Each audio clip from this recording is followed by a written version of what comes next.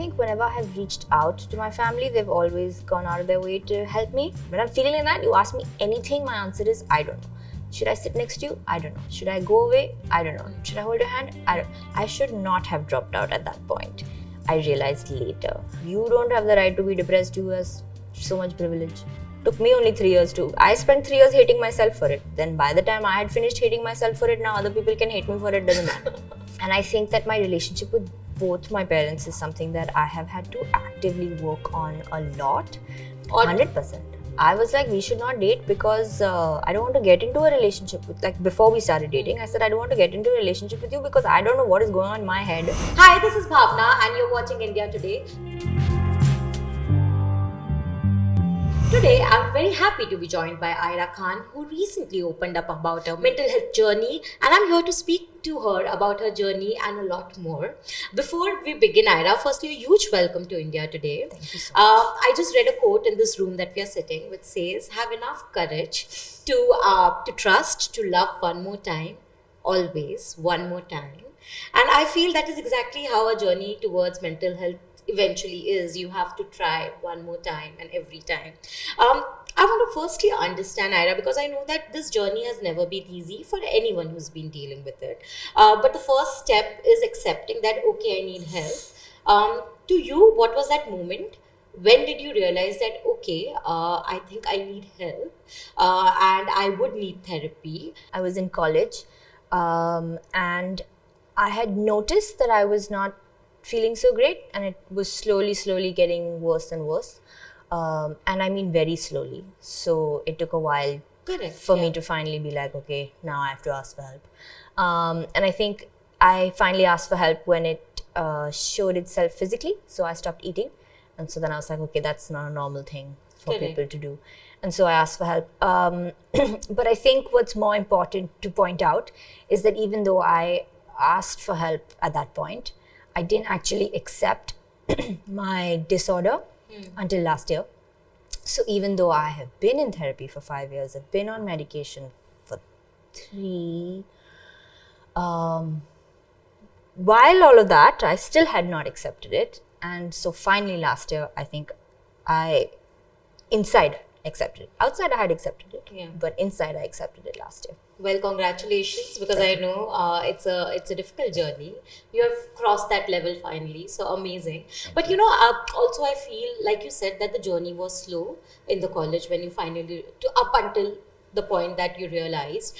Did it also reflect on your confidence and everything else? Because it does, right? Like someone who is an extrovert suddenly doesn't feel like going out. Did all of these symptoms happen with you as well? Yeah, so I don't think it happened so much socially, but it definitely happened in my extracurriculars, I think.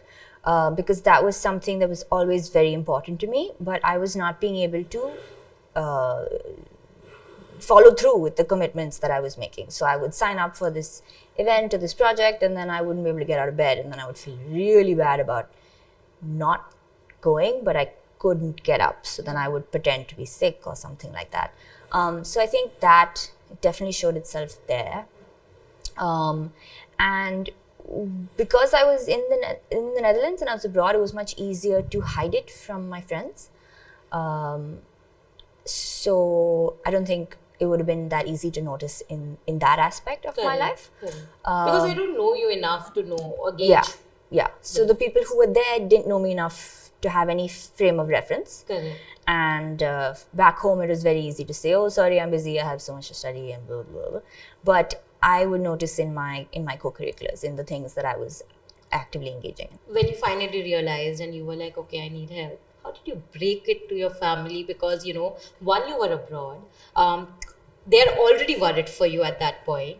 Above that, finally, you open up to them and tell them that, hi, I need help.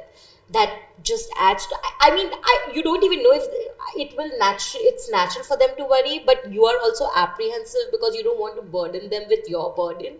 Did you go through all of these thoughts? Yeah. I think it took me so long because I was like, I will figure this out on my own because I'm a smart person.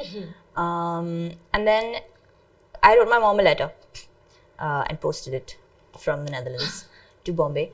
And I think my cousin didn't wait for that letter to reach her, and she told her anyway.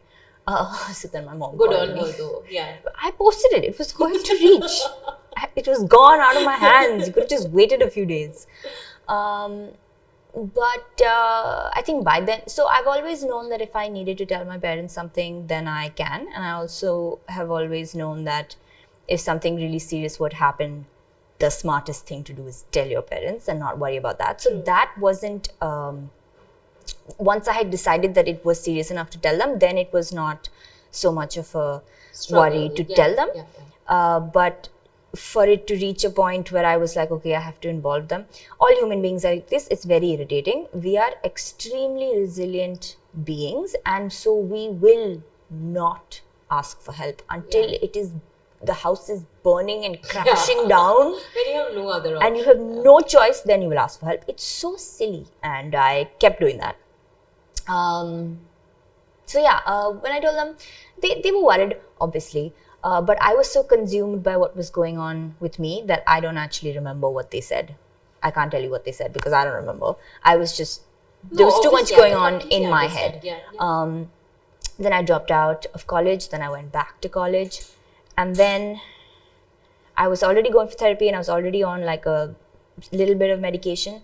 And then when I came back for Diwali, the second time I went to college, I came back and I spoke to them and I was doing really badly. And that's when I remember that they were also really worried. I'm sure they were before that, but I don't remember that.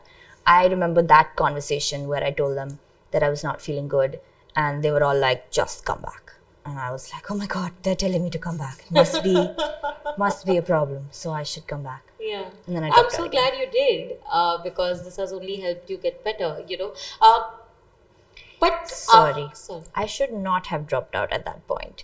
I realized later, because what happens with mental health illnesses or distress is that you make a decision in fear and in panic. True. And sometimes you just need to wait a little while and see if it passes. And you should not be making big decisions about your life in the moment of panic. So I regret dropping out of college because I had actually found my friends, I had found my co-curriculars, I had found all of those things, but my therapist was on break and whatever, a few things happened and I panicked. And when I came back and I told my parents, they panicked because I panicked. Obviously, they care about me and they're worried. So now my new rule is, if I feel something, I wait. If I feel the same way 1 week later, then we'll talk about it. But I'm going to wait. That acknowledgement has come only because you went through that phase. Yeah.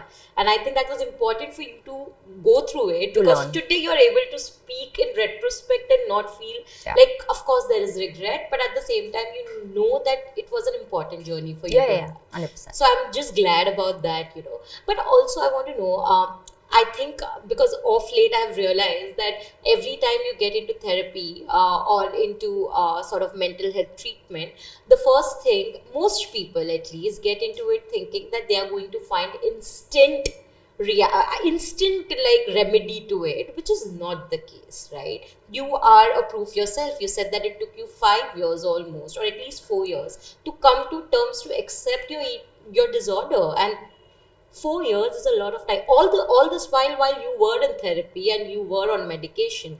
Tell me a bit about that, you know, because this is the most basic misconception that people have about how to go ahead with mental health treatment. No, so I knew about mental health disorders before I got depression. So I knew what it was going to be like and I knew what therapy was going to be like. I'm so ready to be in therapy for 10 years. I know it's going to take that much time. So I wasn't in a rush. But I have noticed that a lot of people think that they're going to go for therapy and the therapist is going to tell them what to do to solve their problems.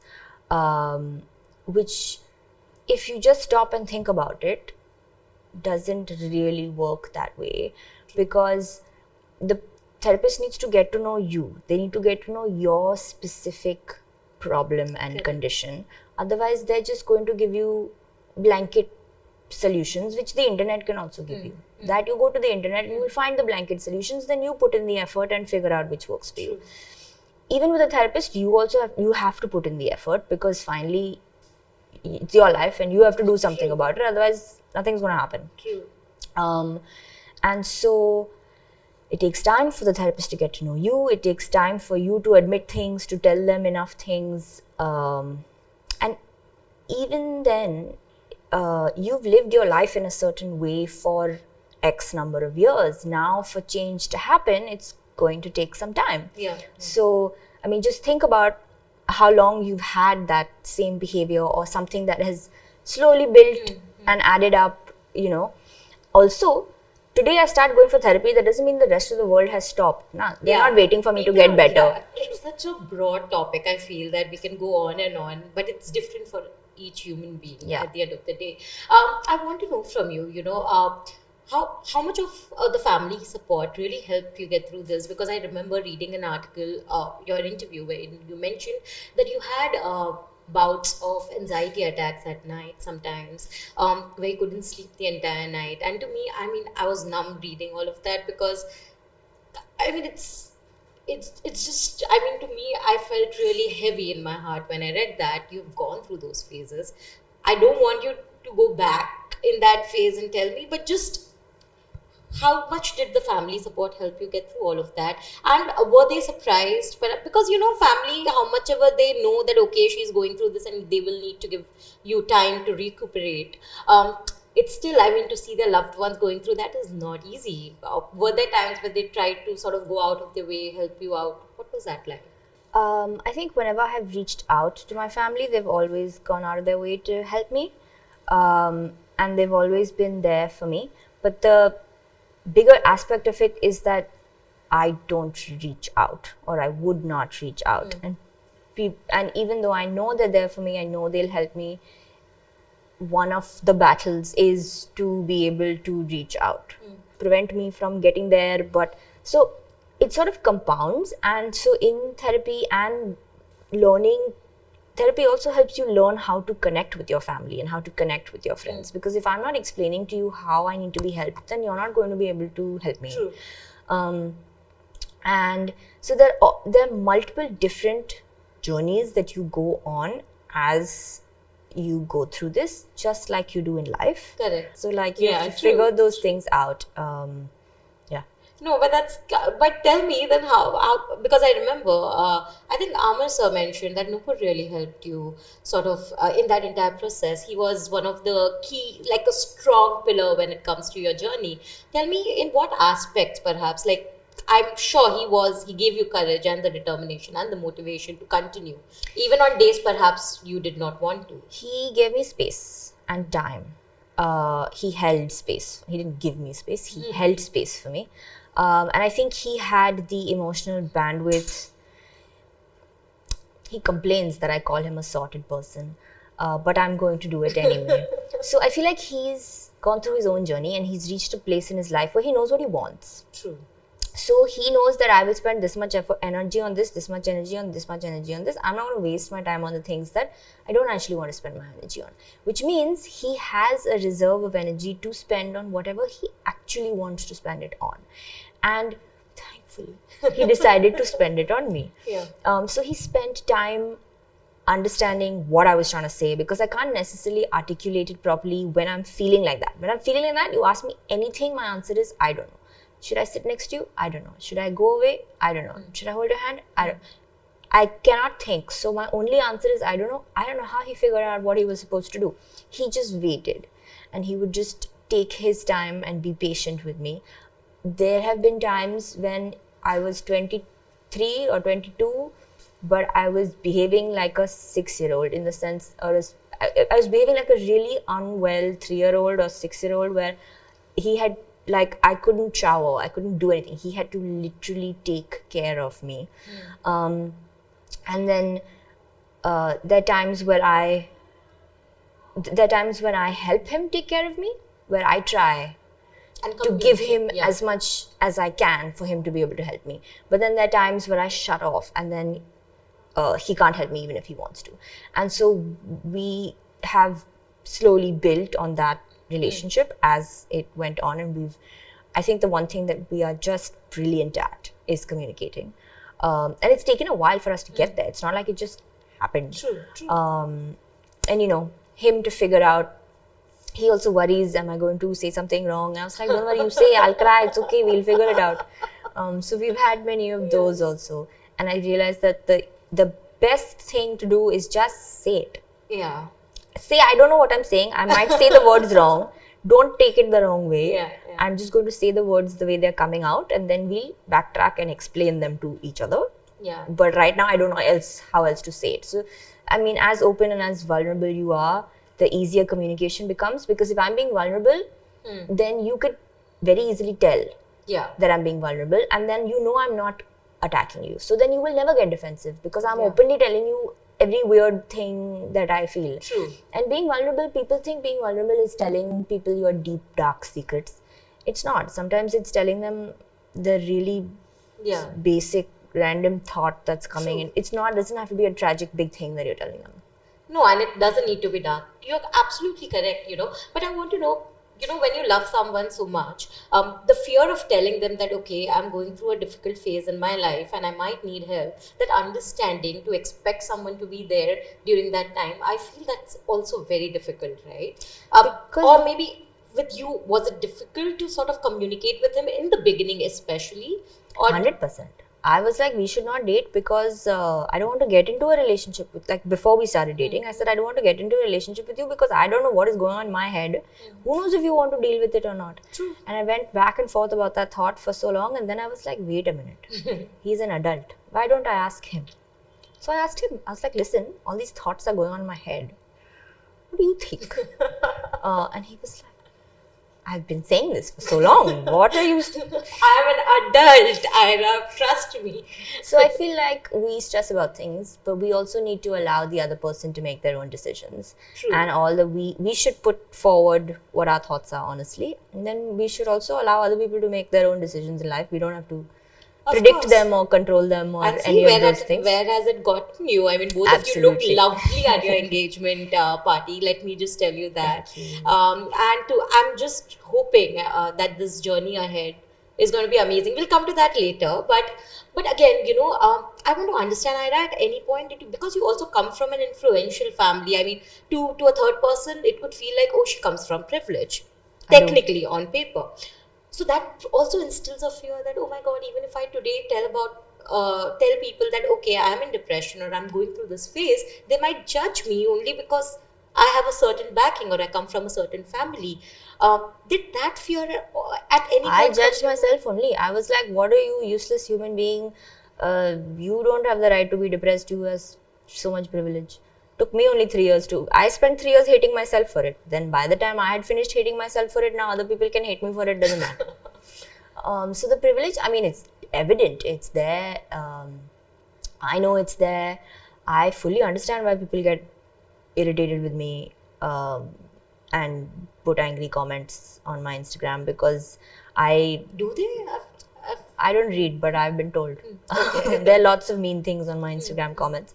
And that's fine, because you're struggling with financial things and all these things. And my Instagram or my life, I don't have financial problems and I don't have those things. And, you look at me and you're like, what are you complaining about?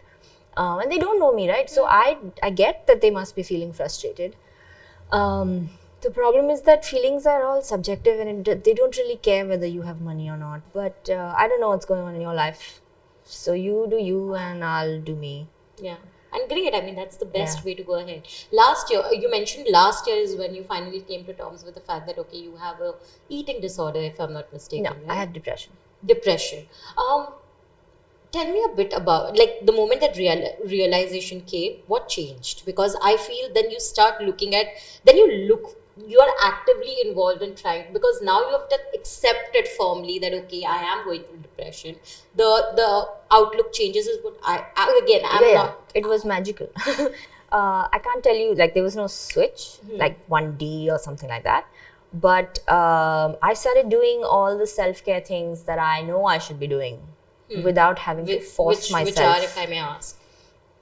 Just generally, I take care of myself. I change into a night suit before I go to sleep. I actually bother to heat my food up in the microwave instead of eating cold food.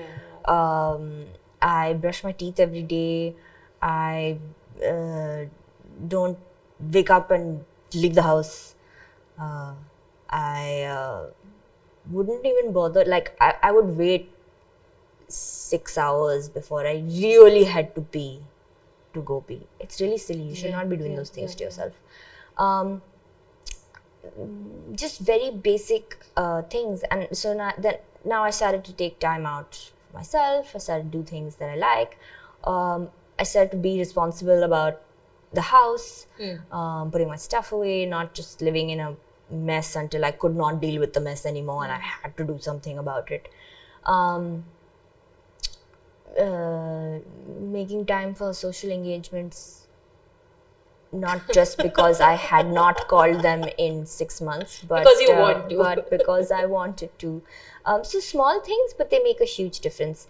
And so I've realized that if you think of yourself as an object of love, so you look at love as a verb, not a noun. You do loving acts towards yourself.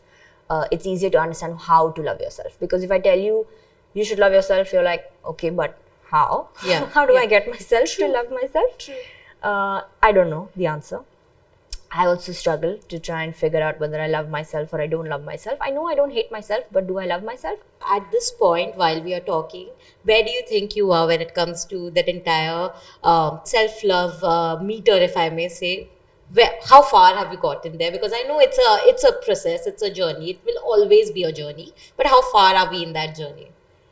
I don't know. So the thing is, I have cyclical depression. So every approximately 10 months, I have a really bad dip.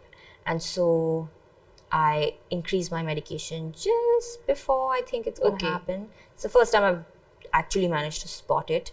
And also, like I said, it depends on what's happening in the outside world, right? So how much workload, how much stress am I taking on and not bothering to take care of myself? Because also you have to do it every day. Huh? It's not like you did it for 6 months and then ho gaya. True. Every single day you have to keep doing it. But a way that I know that I have made progress is that I enjoy doing it now. So I don't go out in the nights. I sleep early. I do all of those things. And people might be like, oh, you're such a boring human being. I'm like, I'm so happy. I don't want to go out. I'm happy being boring. When I go out, I enjoy it and I go out. So it doesn't feel depriving to me anymore. Like before, it would have felt like I'm forcing myself to stay at home. I'm forcing myself to be healthy. I'm forcing myself to do all these healthy things. But now I realized I enjoy the feeling I get from doing those healthy things. So I'm not doing them because they're healthy things. I'm doing them because I like doing them. And that is something that is showing me that I'm making progress because I'm accepting good things. Otherwise, I was very self-sabotaging. If anything good came my way, I would destroy it. And that's also a way for me to tell that I'm not doing well. When I start being self-destructive towards myself, then I know that I'm heading towards a dip. And so as you work on yourself, you can, if you're self-aware and you try, you can start picking up these indications about yourself. So I can tell when I'm self-sabotaging, I can tell when I'm being self-destructive. Hopefully I can catch it before it reaches a point where it is out of my control now, and balance it out with the self-care. So sometimes I need to do extra self-care, and sometimes it's okay. So right now, I think I'm getting out of the thingy, but I'm also like, this whole week has been so hectic that I'm a little confused. I'm trying very hard to be good. So in the past 1.5 months, I've had to literally sometimes sit myself down and be like, just stay. One more time. Yeah. But you know, you've been doing amazing because your experience is helping, and I'm sure will help and motivate a lot more people to sort of seek therapy, because like you said, it's difficult for people to firstly accept that they're going through stuff. But I've always been curious about one thing. I think being vulnerable or being able to share what you're feeling also comes naturally in a way, because I've seen Aamir sir, like I have had the opportunity to be part of his birthday get-togethers that he does, and I was, while you were talking, I was just remembering the last time we met, he spoke about the fact that he regrets not spending enough time with the family. The reason why I'm asking this is because in my family, I think it's easier for me to approach my mother than my father, because that's just the bond, right? In when you're going through a low phase, or perhaps now that you have gone through a phase and you want to talk it out, is it easier for you to reach out to your mother than your father, or like what is it like, that equation? Did it affect your bond with your father at any point, because he wasn't available so much because of his professional choices? Yeah, I would have to admit that to myself to answer your question. So I feel like there are a lot of things about our lives that we don't admit to ourselves. So not just me, anybody, everybody. And I think that my relationship with both my parents is something that I have had to actively work on a lot, because actually your relationship with your parents is the most intense relationship that you will ever have. And it's the most complicated relationship you ever have, because you care the most about what they say. So it will trigger you the most, and it will also make you the happiest. True. Both ways. I think that there were things in my relationship with my mom also, and then there were things that were in my relationship with my dad also. And I think that because of what I was going through, I was forced to work on those relationships with both of them.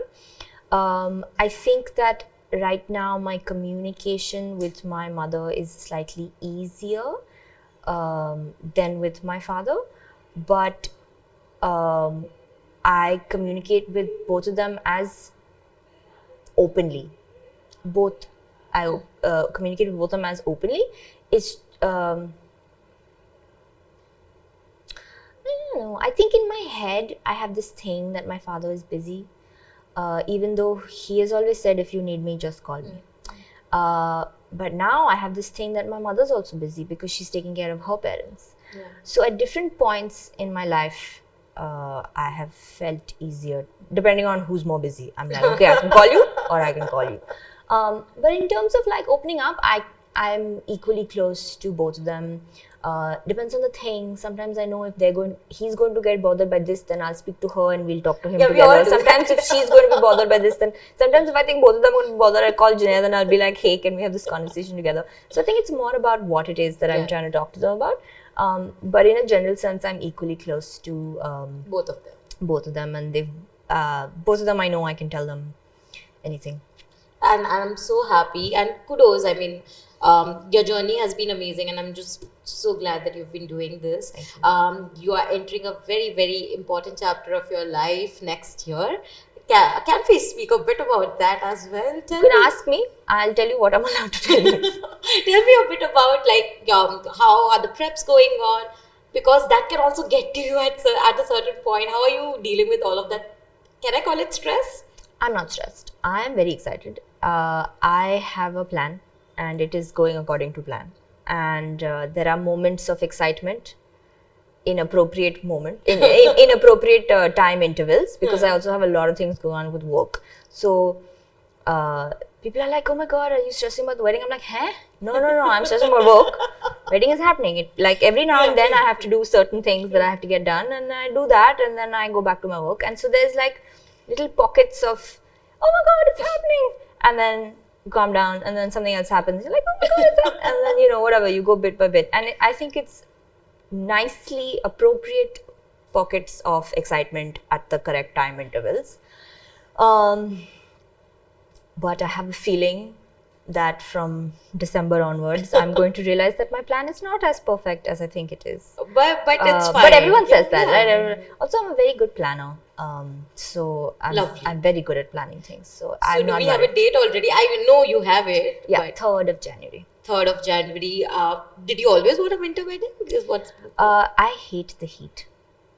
I cannot stand the heat. So my only criteria for the wedding was it has to be in a cold place, and there has to be a cliff or a water Wow, so you're body going to the mountains then? No, I don't have to be on a cliff. There has to either be a mountain somewhere, or there has to be a valley somewhere. And the third is important, because Papa and I's first the first time we met and the first time we went out was on the 3rd of January. Oh. So the 3rd of January is set because of that date. Perfect. There's nothing Okay. else. And I was like, okay, but I don't want to be sweating in my lehenga because I want to wear my lehenga True. and I want to make it to the function Without a before drop I of- start sweating. So can we make sure it's cold? So it's not Bombay then, because Bombay No, will the never get. third is in Bombay. Oh, achha. So weddings are very big. So we're doing a smaller function elsewhere, but the 3rd is the main thing, and that's when the signing will happen and everything. So the 3rd is the main wedding. Ira, I think that you're doing amazing. Thank you. And I hope that you keep doing it. Like I started, it's all about having the courage to go one more time, to love one more time. Always just one more time. So thank you so much for this Thank chat. you. Lovely. Coming.